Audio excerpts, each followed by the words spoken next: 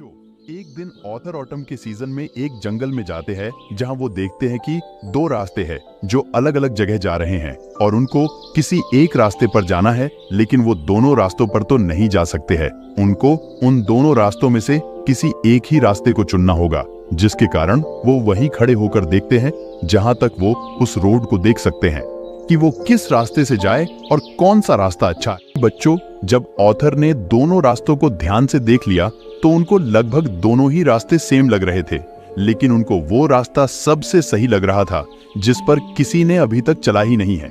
क्योंकि जिस रास्ते पर लोग चले थे उस रास्ते पर ग्रो हुई ग्रास दब गई थी और जिस पर लोग नहीं चले थे उस रास्ते की ग्रास बिल्कुल सही और फ्रेश थी,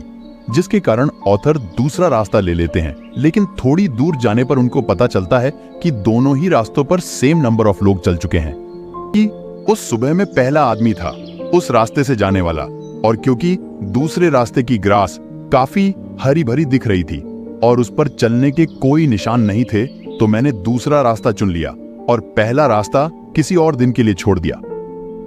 लेकिन मुझे यह भी पता था कि अगर मैंने कोई एक रास्ता शुरुआत में चुन लिया तो बाद में दूसरा रास्ता चुनना बहुत मुश्किल हो जाएगा। मतलब कि बच्चों, ऑथर कहते हैं कि जब उनका यह सफर खत्म हो जाएगा तो वह एक गहरी सांस लेंगे और उन्हें इस सफर से जो कुछ भी मिलेगा उनके बारे में अगर कोई पूछेगा तो वो उससे बताएंगे कि कैसे उनके सामने दो रास्ते आए थे सालों पहले और कैसे उन्होंने एक सही रास्ते को चुना था। बच्चों, इससे ऑथर जीवन के उस पल को बताना चाहते हैं जब हमें